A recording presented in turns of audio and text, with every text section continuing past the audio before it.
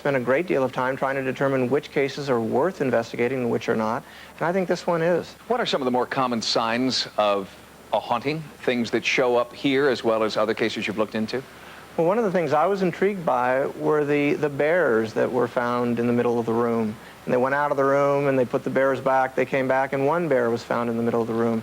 Like poltergeist? That's right. This suggests a very playful kind of experience, and we come across this a lot. People take their clothes out, they get up the next morning, they're back in the drawer again. Just playful type phenomena. You think this family is at threat, in danger?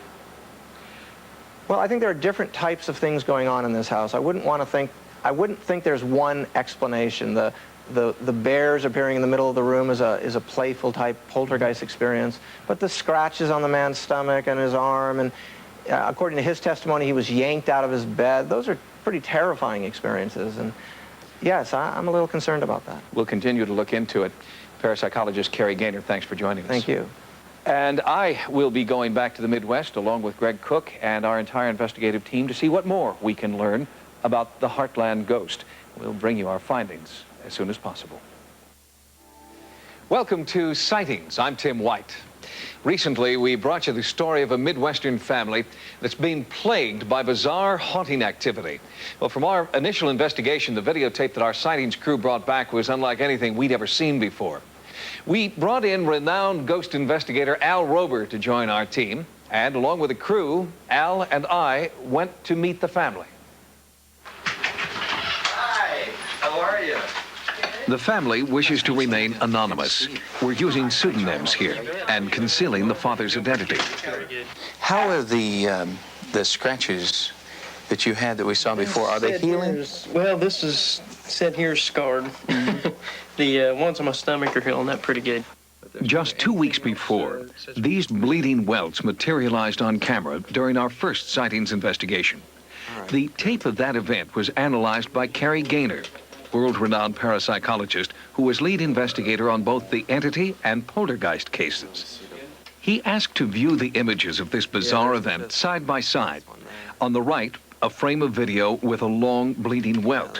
On the left, an image taken 8 minutes earlier when our camera first began to roll. There's no welt visible. The exciting thing for me as a researcher is that the camera didn't pull away. It was there the whole time, and that severely reduces the possibility of any kind of hoax. Most of the cases we come across are playful, mischievous, bizarre, weird, and a lot of them have just normal, natural explanations. This case that involves scratch marks, this seems a little more frightening and something that we should be a little more cautious about in terms of studying the phenomena.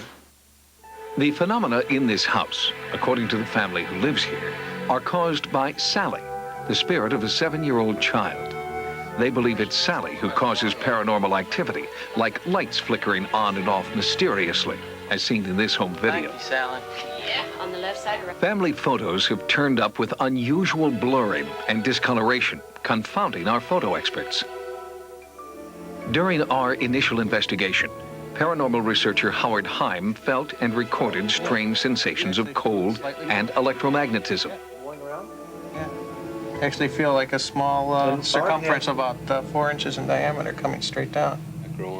Sightings camera operator Phil Lapkin was startled when an intense charge of static electricity began swirling around him.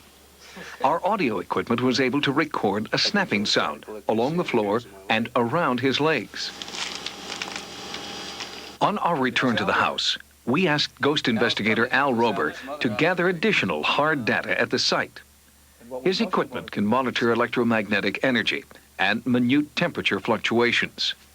He photographed and examined items that were supposedly touched and, in some cases, burned by the entity. There's a chemical that's built on this.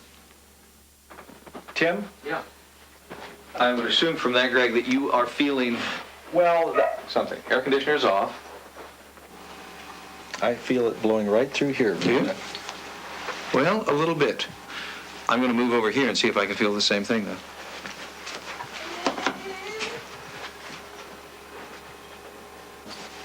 Yeah, now we're in front of a window and an air conditioner that's off. Right. All right, I definitely can feel a sense of some air moving there. Yeah. Let's sit back down and talk, especially Taylor. As we continued videotaping, I was not the only member of the sightings crew who seemed to feel a strange sensation of cold air circulating in small, isolated patches. It happened again and again. Oh, man. That's weird. It's right, yeah, right here. Ooh, And boy. the hair on your arms is standing up. Right here. I can see the hair Yeah. over in this area here. Ooh, Just right here. Down behind you, too. In and of itself, the sensation of cold and static electricity was intriguing, but not proof of the existence of Sallie. However, the sensations some were feeling more strongly than others were usually followed by physical harm to Jeff. More. Oh, well, now that's very interesting. It'd be okay if I sit down for a second. Why don't you sit down? I can tell that you're losing your breath right now. Sallie, what did I tell you? Sallie, we see you. We know you're here. Whoever or whatever was responsible for these painful scratches struck repeatedly throughout the day. At one point, new welts began to form on Jeff's stomach. Then, I was shocked to see mysterious welts forming on his forehead. This whole spirit thing scares me, and it just, some of the things she's done, she's lit fires, and I think, well, if she wants to hurt me, why couldn't she just light me on fire, or whatever she does to some of the other things around here? But yeah, this is as far as she goes. Al, are you saying that virtually everything that you've seen here today could be explained through psychokinesis or some sort of projection? Yeah, that's exactly what I'm saying.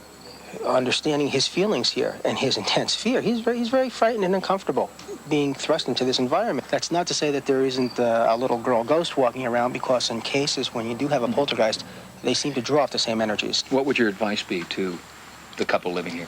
One of the things I would tell them would be to try to document some more of this. Another thing that I would do, I would certainly recommend them to get rid of the toys in the corner and get rid of any encouragement that is now going on for this little girl ghost. Whether the source of this bizarre activity lies within Jeff or in an outside entity who craves attention, the result is still unexplainable.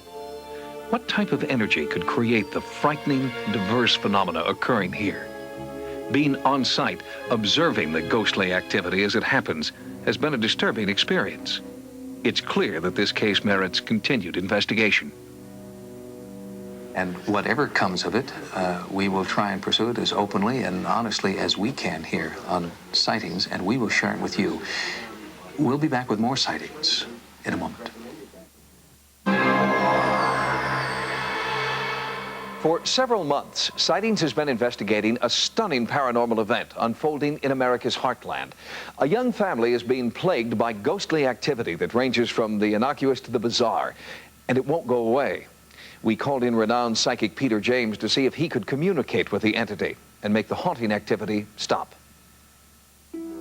Psychic Peter James says he has had the ability to communicate with ghosts since he was a child.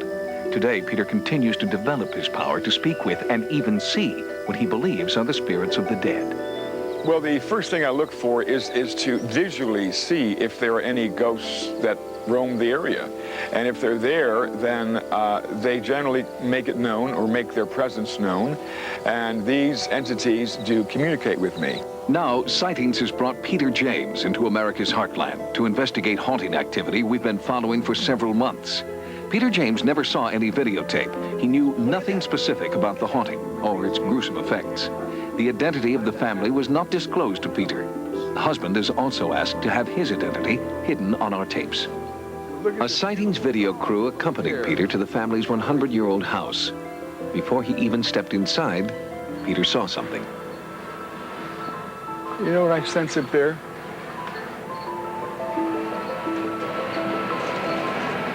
I got just a glimpse of that upper window of the face of a little girl. And I don't know who lives here. It's a boy, right? But I saw the face of a little girl in that window just now. A little girl is precisely what the husband described seeing months before. I walked over to the kitchen cabinet, opened the cabinet, and got out a glass, poured my orange juice. Started to take a drink, and as I turned around, there was a little girl standing not more than 3 foot away from me, just as plain as you are to me now. Peter never heard this interview. He never saw the sketch. And he didn't know the family called the spirit Sallie.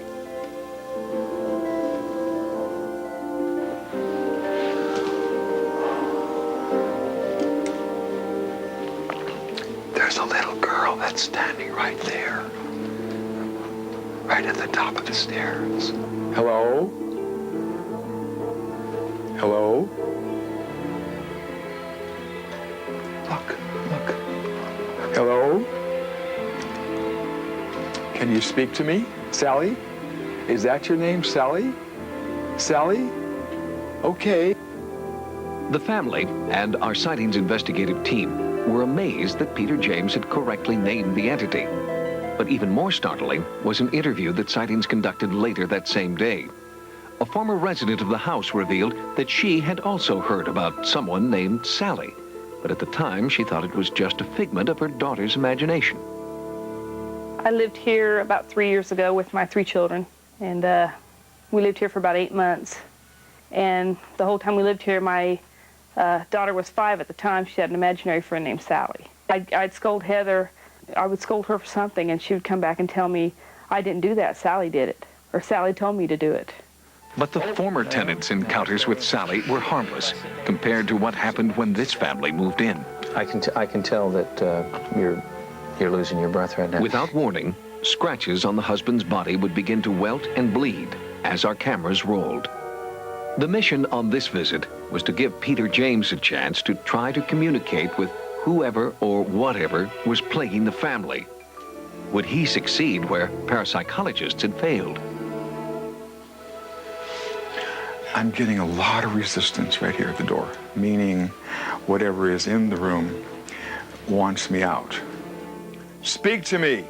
Peter had no prior knowledge about the scratching and bleeding phenomena attributed to Sallie. So when the husband began to panic during this session, Peter thought it was just nerves. Really, just now? When you said, speak to me now, Yeah. he felt the cold Yeah. fly past him. And And she scratched you? There, my back's been stinging. Are you okay? Yeah, I just... Don't be frightened. There's nothing to be afraid of. Remember, you're in control here. So don't. MC.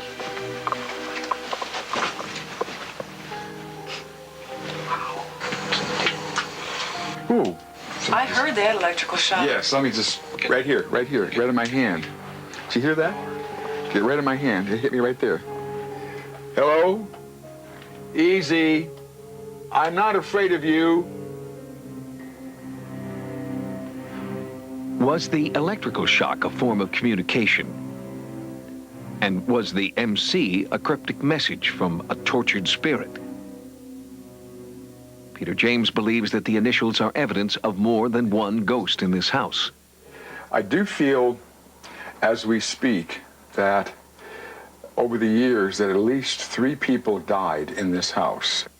She tells me that there was something with her lungs, with her breathing, and also that she hurt her foot or her... Sightings searched town records for evidence supporting Peter James's psychic visions. In the Hall of Records, we found this: the death record of a child named Sallie, date of death 1905. We also tried to substantiate this vision. Do you know if anyone medical lived in this house? There was a medical person? Yeah, because I feel very medical about this for some reason. In a city directory printed in 1903, sightings discovered that the person living in the house at the time was indeed a physician. And according to city records, he moved out in 1906, just after the death of Sallie. Was there a connection? During our investigation, Peter James was drawn to the graveyard, one of the oldest in the town. It was here that he had a vision of a little girl dying of pneumonia and the doctor who couldn't save her. As he wandered among the headstones, Peter James described a small voice calling him toward one particular grave. Here, he felt an overwhelming grief. Here, he said, lay Sallie. But the marker was so old and weather-worn, the lettering had disappeared. But when sightings checked the cemetery's records, we discovered that Plot 1, 4th row west, was the final resting place of Sallie Isabel Hall. Peter James's visit has helped the family understand a little bit more about what may be causing the haunting in their house. But Peter has not been able to stop the scratching and bleeding and terror that is now part of the family's daily routine. Later in our program, details about a new, expanded investigation that Sightings is mounting. From the beginning of our investigation into what we now call the Heartland Ghost, we've sought the advice and expertise of the world's leading parapsychologist, Carrie Gaynor. He analyzed our early field tapes, and now, with the growing incidents in the house, Carrie Gaynor himself is traveling to the site.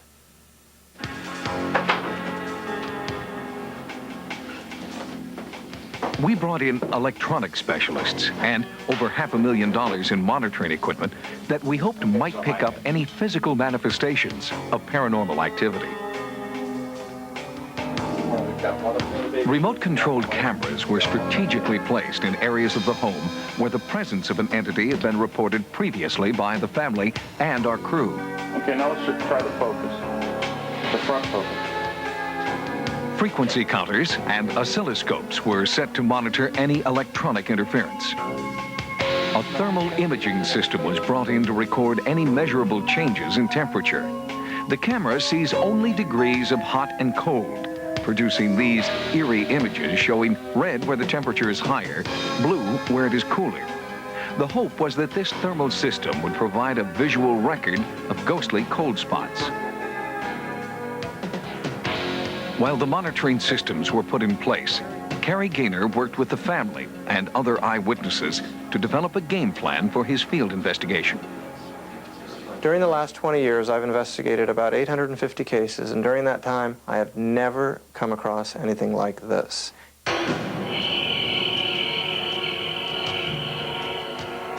Sightings monitored every part of the house for 24 consecutive hours, while Carrie Gaynor kept vigil with the family by candlelight. And still, the entity was not deterred. During that time, I witnessed 11 separate attacks in the form of scratch marks on Jeff. You can see that? Could you please let us know you're here? My arm is numb. Yeah. Our full investigation of the Heartland Ghost, next time on Sightings.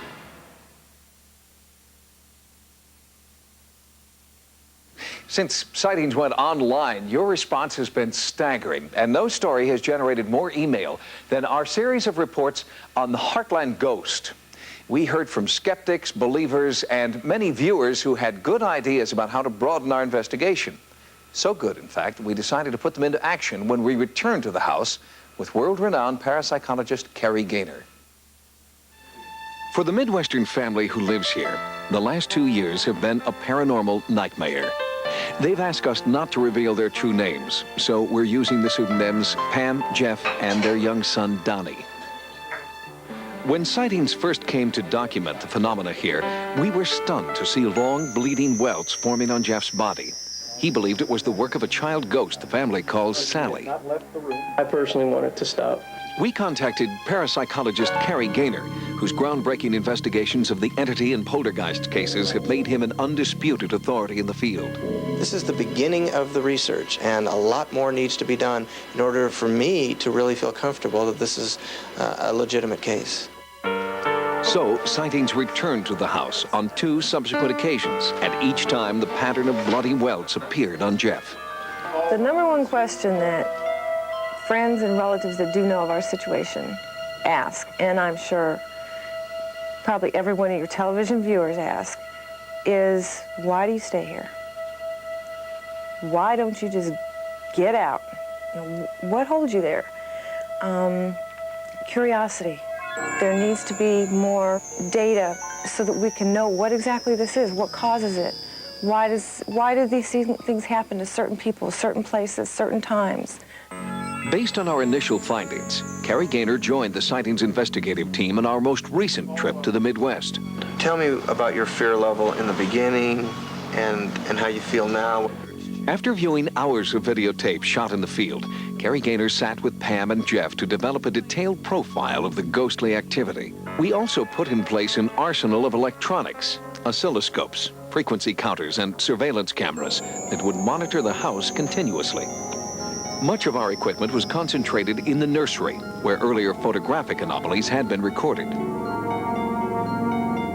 Another camera position was at the top of the stairs, where, on a previous visit, psychic Peter James had encountered what he felt was a frightening entity.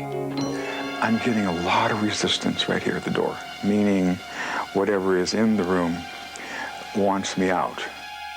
2 cameras were placed in the living room area, where many people had experienced strange events. Our pictures on the wall are turned upside down. The vacuum will turn off when we're vacuuming. The TV will come back on after we've turned it off. The stereo will come back on after we've turned it off. My son's musical toys will play for no reason. We were now set to monitor any anomalous activity that might occur inside the house. We turned the family kitchen into a control center. Audio transmitters were placed around the house and separate video recorders assigned to each camera. We also set up a handheld thermal imaging system. Any unusual cold spots would turn the normally red tones of human flesh to blue. During this setup, producer Craig Armstrong had his own encounter. There it went right again, right over here. But I get this, I get like a cool right here. Right here. It's really weird. Perhaps it was a premonition of things to come, or a result of what Peter James had felt during his psychic investigation when he sensed death and despair. I do feel, as we speak, that over the years that at least 3 people died in this house. Our review of town records confirmed Peter James's psychic impressions. 3 people did, in fact, die in the house. One in 1872, another in 1900, the last in 1918. We unearthed their death records on the eve of our all-night vigil. Carrie Gaynor asked that his investigation continue by low-level lamplight.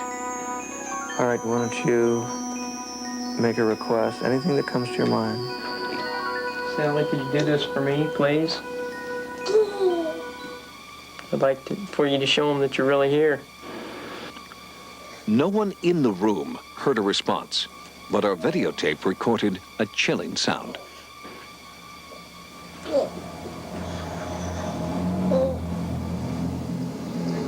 We've asked 2 independent experts to analyze the sound and determine its possible origin.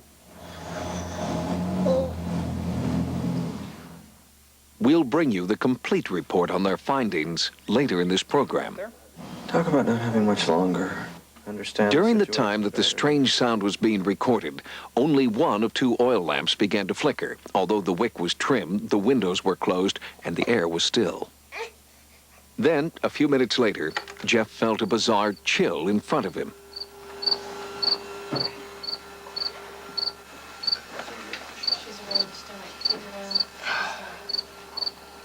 Yeah, we've got a new scratch.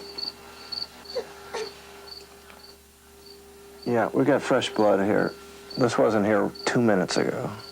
It was just one of many scratches that appeared periodically throughout a night of bizarre events. When Pam walked in a specific area at the top of the stairs where many had felt a menacing presence, our frequency counter suddenly and inexplicably jumped from 399 to 575 megahertz. Earlier in the day, in the same area, one of our surveillance cameras picked up large amounts of interference, seen here in slow motion. But this camera was on a closed circuit, and it would be impossible for it to pick up electrical interference. And in the nursery, video signals seemed to drift and then disappear entirely, although there was no break in electrical power or the video cable. After a few moments, the signal returned to normal.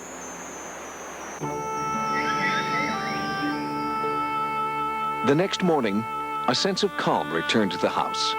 But for paranormal investigator Carrie Gaynor, it had been an unforgettable night filled with unexplained events. Yesterday and last evening, I spent about 14 straight hours here investigating this case. During that time, Jeff was attacked 11 separate times. There were 11 separate instances of scratch marks on his body.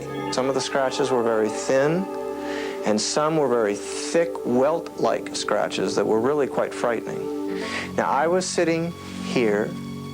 He was sitting here. He was within a foot or two of me, and I had him under my supervision at all times.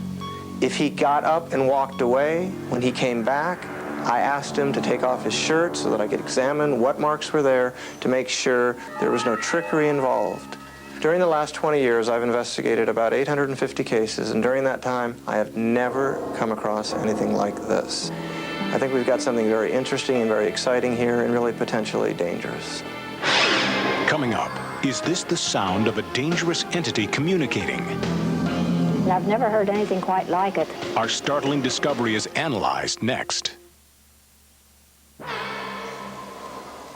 During our most recent investigation into the Heartland Ghost, we heard this.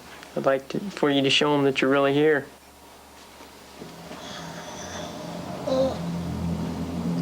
That anomalous low-level noise wasn't heard in the field by producer Craig Armstrong or any other member of our crew. But back in our sightings offices, in the midst of an edit session, Armstrong and editor Mark Quinn Anderson heard the ghostly sounds that seemed to come in response to Jeff's plea.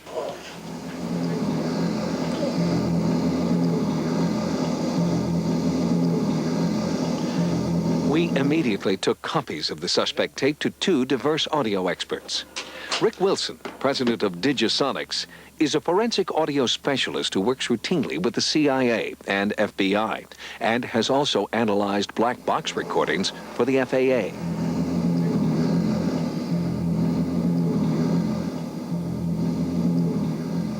We looked for a lot of the characteristics that would immediately identify it as a definitely mechanical sound, as a definitely electronic sound, and those were ruled out. See, one thing that makes this sound interesting and eliminates a lot of possibilities right off the bat is that above about 500 hertz, there's nothing there. There's nothing in this sound. There's a lot of background noise, but that's constant before and after the sound. But when this sound comes in, it's all low frequency, and that's it. And we cannot, in our own bodies, make that sound. If the sound is not natural, could it be supernatural? For an answer, we turn to electronic voice phenomena authority Sarah Estep. I've been taping for 18 years, and I've investigated a number of haunted homes, houses, properties, locations, and I've never heard anything quite like it. It sounds more like an energy sound, perhaps put out by the other side. It's interesting that it came right after Jeff asked Sallie to please let them know that she was here. And then this low rumbling sound started and built up in volume, an energy sound that perhaps they produced at his request. Very, very interesting. Is it a ghost? I really have absolutely no way of knowing. I really don't. My best bet is that it's something magnetic. And how that magnetism was introduced is anybody's guess. I'd like for you to show them that you're really here.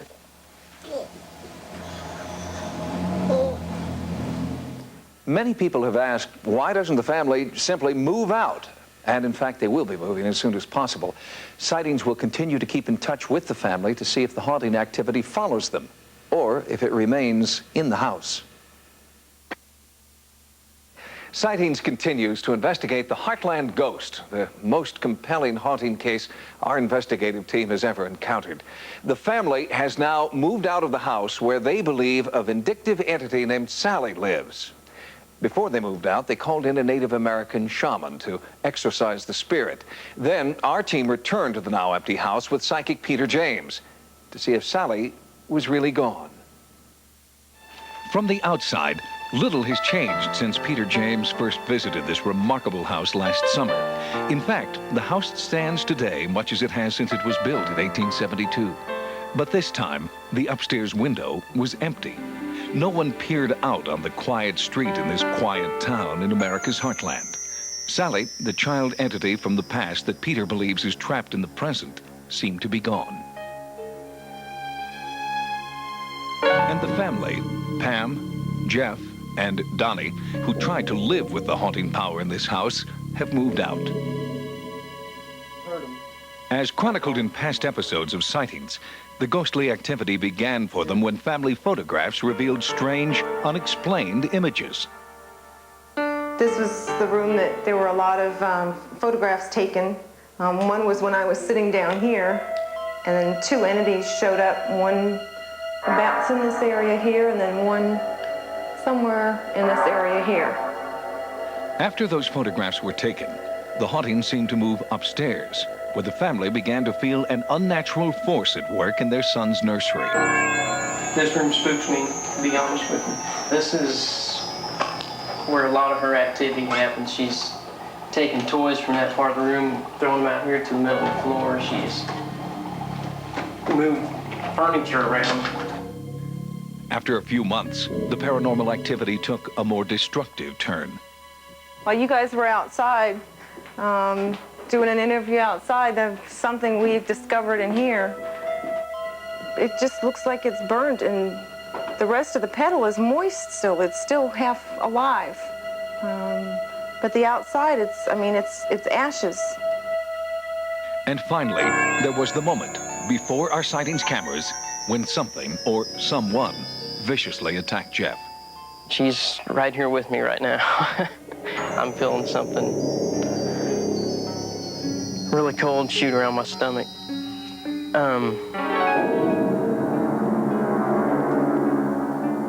These scratches had appeared just moments before.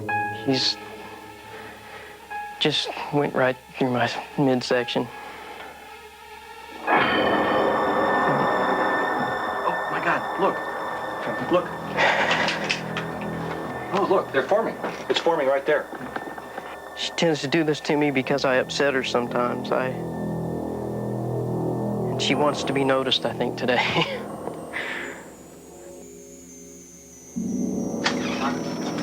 On Peter James' first visit to the home, his psychic impressions centered on the link between a child entity and a former resident of the home who had lived here at the turn of the century. I feel very medical about this for some reason. A medical person that that had a strange lifestyle. Peter's accuracy was remarkable. When our sightings investigative team researched town records from 1900, the city directory showed that the house was occupied at that time by a doctor with a lifestyle that eventually led to his arrest and removal from office as the town's mayor. And Peter believes that while the spirit of Sallie, a child entity, haunts the house, her physical body is here, beneath a weather-worn tombstone, and that she was a child the dishonored doctor could not or would not save. Because much of the haunting activity has been reported at night, we conducted this latest phase of our investigation with the aid of night vision lenses. Okay, we're good. After so many months, it was the first time our team had been alone in the house with the lights out. I want to go in this room first. And a second camera shows what you'd see without the aid of the night vision technology. our nighttime is their daytime. There's an entity in this room right now, no doubt in my mind. Give us a better verification that you're here. Whoever you are, identify yourself. What do you hear? You hear it? What do you hear? Tell me what you hear. It sounds almost like a moan. Yeah, it's a moaning. You hear it? You hear it, Tony? I do. Tony, you hear it? Yeah. I hear it. It sounds like it's coming from right behind. Is this where you are, Sallie? Right here? Yes. Whoa, yes. Feel this. Feel this right here. Or is that from the heater? No. No, it's right here. It's right here. Right here. Feel it. Feel it? Yes. Yeah, right here. Look. Whoa. Oh, yeah. Hello? Yeah. Oh, yeah. Right. She's right. There we go. Hello. Yeah, that's it. She's here. Hi, Sallie. There she is. Hi, Sal. Whoa. Feel that. Whoa. Woo. Yeah, right That's very strong right there. Right here, yeah, right Here it here. is. Here it is. Oh my God. Okay, stay. Yeah, Sally, hello. Feel it? Yes. Yeah. Hi, Will. Will, hello. Easy. You still feel it? Yeah, a lot. A lot, yeah. Come and hold my hand, Sally. Sally? Peter feels the eerie force leading him down the hallway into the former nursery, where Sally's presence has always been felt most intensely. Sally? Would you like to play with me and the teddy bear, Sally? Mm.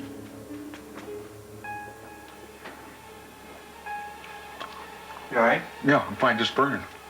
Is this unusual, Peter? Something like this happen? Yeah, she's, oh, that really burns. Sallie has supposedly burned before.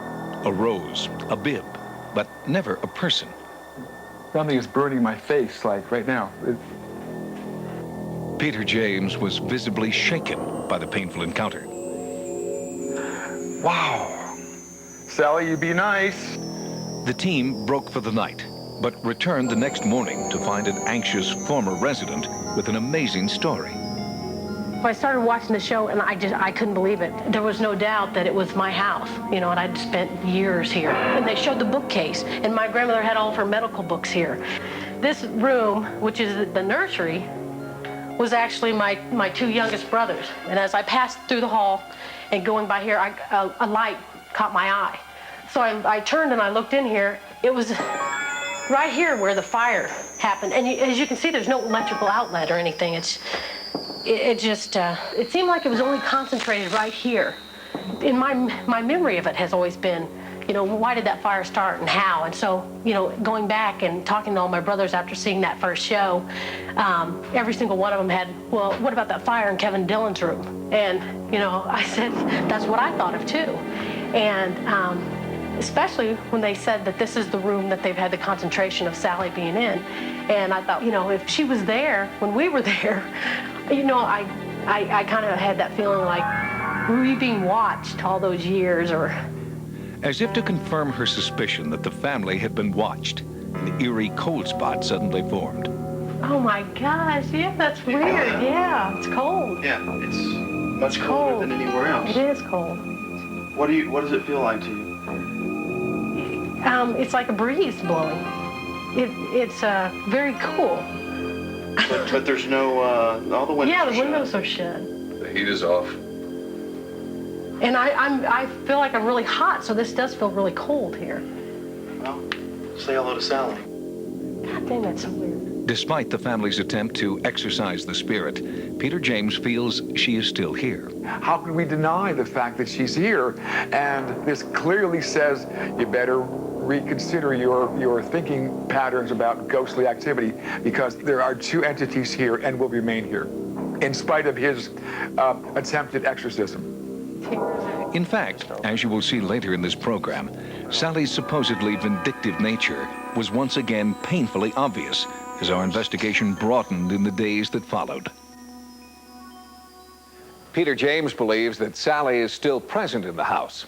And there was other evidence as well. When the former tenants, Jeff and Pam, returned to the house for a surprise visit, something sinister returned with them.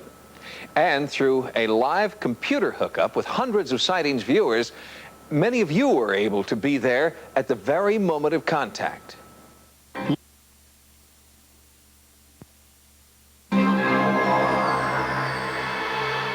We now return to the house in America's Heartland, which has been the focus of an intensive sightings investigation. This time, many of you came with us through a live computer forum set up with America Online. In the world's first online ghost investigation, hundreds of sightings viewers were able to experience the haunting firsthand. She was clearly dressed in garb that would be worn by a child at the turn of the century. As Peter James concluded his psychic investigation, the team moved downstairs, where Sightings co-executive producer Stephen Krupnik was leading a computer forum between Sightings viewers and the investigative team. Through a live nationwide hookup, viewers could ask questions, make comments about their own beliefs, and experience the haunting firsthand through the information superhighway. Here, computer users posed questions directly to Peter James. I would like to know if there's any way to learn how to talk to or contact a ghost.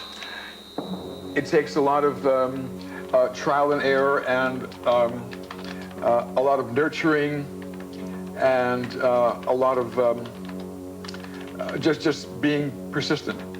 All good things must come to an end. Time is up for this event. Great. All right. Very good. Okay, great. Thank you. Great job, guys. The next day, Sightings was online with paranormal investigator Carrie Gaynor. Again, through a computer forum on America Online, viewers were speaking live with Gaynor and the rest of the team. During this computer session, the former residents of the house paid an unexpected visit. Within minutes, Sallie's telltale calling card was visible, and our online audience was experiencing it with the rest of the team. So did you feel it here or down here? Where did you feel it? Kind of like all across here. Oh, the whole face? Yeah. The first reaction from the online audience was skeptical. How do we know this is not a hoax? Well, I don't know. I'll let you answer that.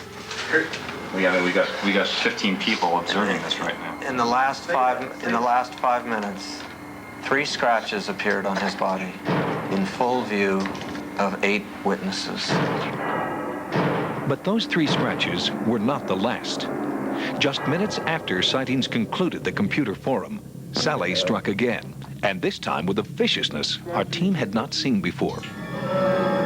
All of a sudden, his knees buckled, and he just kind of let out an oh, and clearly something happened.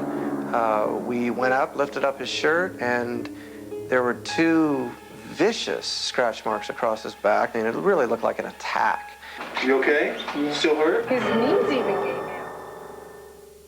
Up to this point, the family has asked us to keep their identities and their town secret. But in our next report from America's Heartland, Sightings will bring you both Carrie Gaynor's complete investigation and the true identity of the scratching victim we now call Jeff. This is what we know so far.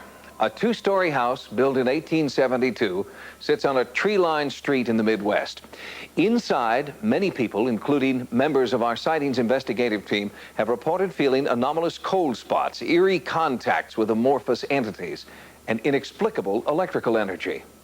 One man has been plagued by spontaneous bleeding welts that he attributes to a vindictive spirit. What we don't know is why. What is causing this haunting activity in America's Heartland? I could feel it. How did that happen? You don't know. Sallie? Go on, walk in there. Walk in there. Oh my God! Look, look. It's forming right there. I have 2 scratches. Oh, there it is. Look at it. Would it be okay if I sit down for a second? Why don't you sit down? Sallie? Sightings viewers have their own theories. The wounds are self-inflicted, an allergic reaction, or psychosomatically induced.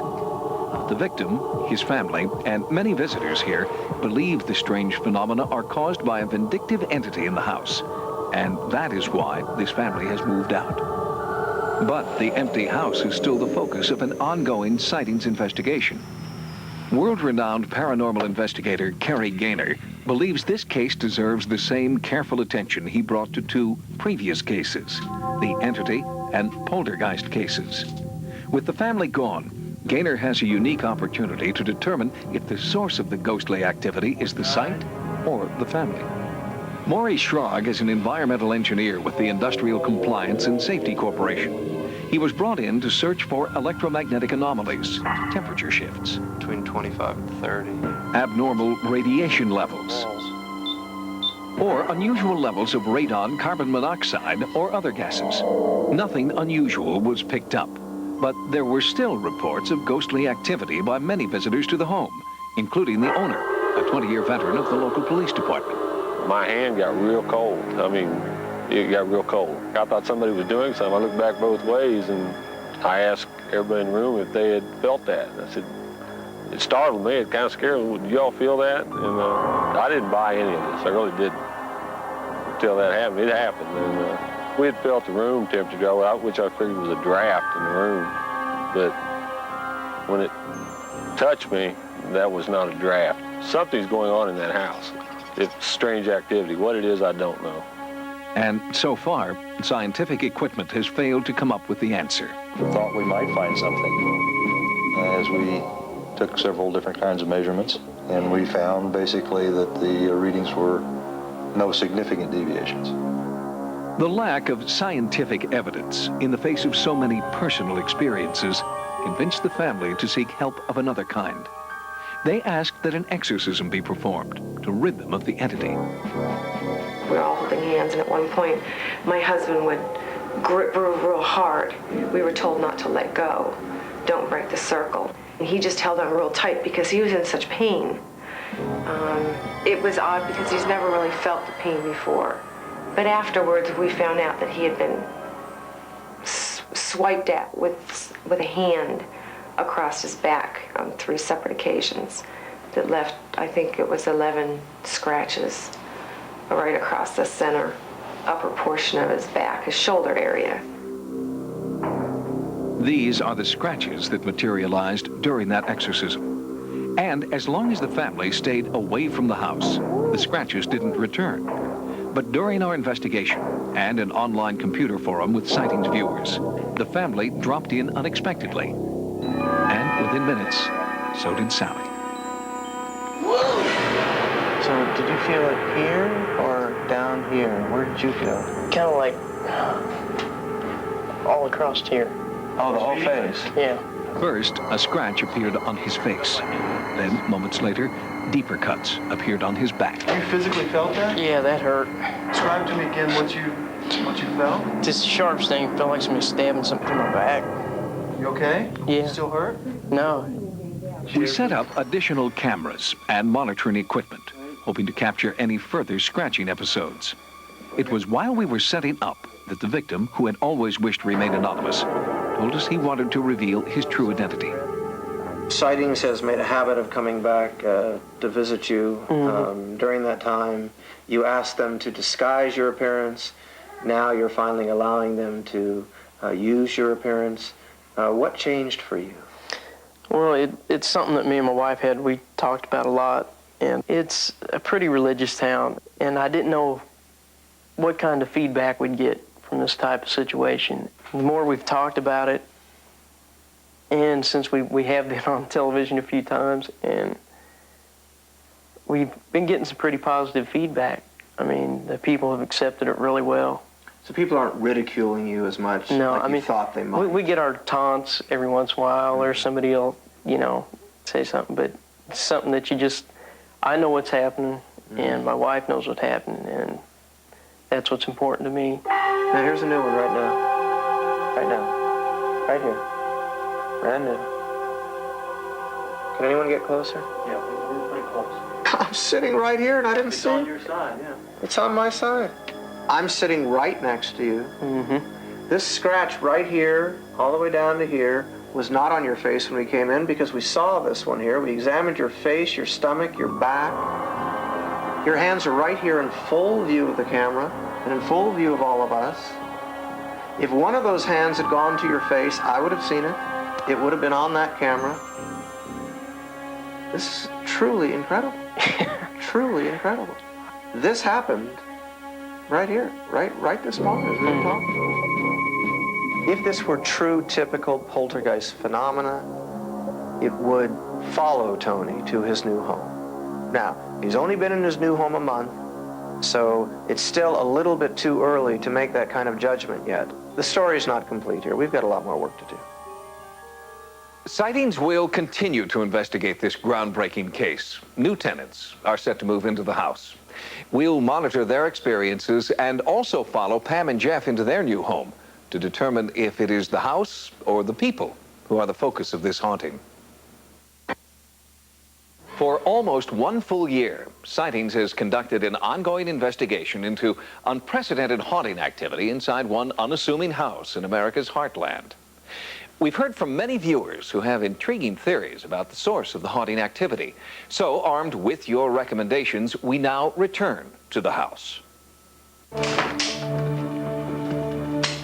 Sallie, stop it. Look, one's starting to bleed. Oh, why don't you sit down? There's a little girl that's standing right there. Sallie, Is that your name, Sallie? MC. Yeah, we got a new scratch. There's an entity in this room right now. No doubt in my mind. Something is burning my face, like right now. Whoa! In full view of 8 witnesses. You physically felt that? Yeah, that hurt. After our last visit there, I became more convinced that this phenomena was legitimate, that there was something really going on. One of the most unique elements are the scratches, of course. I've been there, I've witnessed them happening while I was observing him. It's the story sightings viewers can't stop talking about, especially those strange bleeding scratches. Parapsychologist Carrie Gaynor responds to your suggestions that the bleeding scratches could have a medical rather than a paranormal explanation. I've been researching a skin condition called dermatographism, and what that is a person can scratch himself and nothing will show up until about 10 or 15 minutes later. And this is very interesting in light of the way this phenomenon is occurring in this case. The references that I've looked at so far do not include bleeding with this skin condition, and certainly in this case, there have been bleeding scratch marks. So this doesn't seem to be a very good explanation for what's going on in this case. Many viewers also wanted to know more about the child entity known as Sallie. Sightings was chastised for overlooking a religious explanation, so our team now includes Franciscan monk Father Ed Anthony.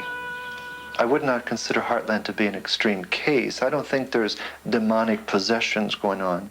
I think what's happening there is perhaps we would maybe call a lost soul or a spirit that is trying to communicate. When you try to communicate with somebody, if they're not listening to you, if they're not paying attention to you, you're going to do all kinds of things to get that person's attention. I think perhaps a spirit would do the same thing. Many viewers have suggested that the scratching is actually stigmata, which they define as a physical manifestation of Christ's crucifixion wounds. I don't think Jeff is experiencing a stigmata. I think you have to look at, is there a connection to the doctor who was involved or who was there when this young girl died? There is a part in Scripture that says, and the sins shall be passed from generation to generation upon your children's children's children, however. You know, what happens is it can jump over generations. Things can manifest themselves or things can become present generations later.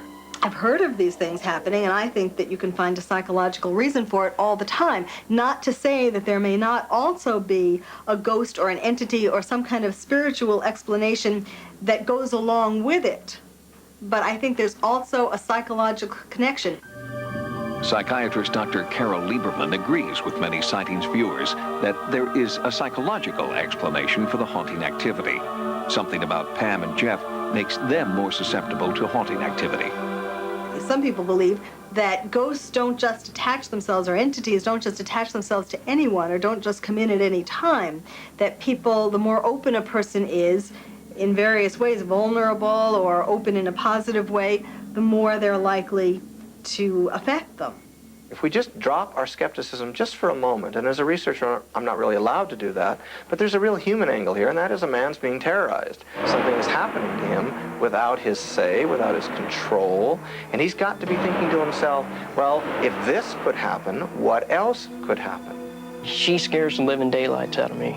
If I had to come up with one global explanation to include the whole family psychodynamics, as well as the spiritual entities that may dwell there, I would say that it has to do with a lot of anger directed at father figures for abuses that have gone on through the ages, with the anger at fathers or father figures.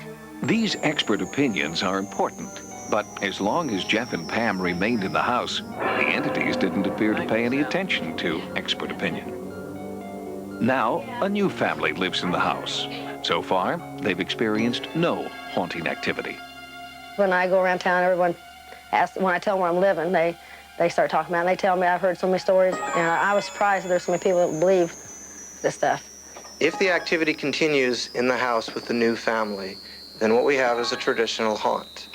And the people coming into the environment might bring that phenomena out. So it's even possible that somebody could live there and nothing would happen. If, on the other hand, it follows the family to their new home, then We have a haunt, really, that seems to be centered around an individual, Jeff. You're being asked to help Sallie. The danger sometimes comes in, I think, with things like this, when we refuse to do that. You asked me earlier if there is any physical possibility of any physical danger or harm. I think there could be. With further investigation, we have a good opportunity to solve this mystery, yes. I think we have a pretty good chance. While the house is quiet now, both Carrie Gaynor and psychic Peter James believe there are two spirits, one good and one bad. There is also reason to believe that Sallie, the so-called bad spirit, may have followed the former residents to their new house. We'll keep you updated.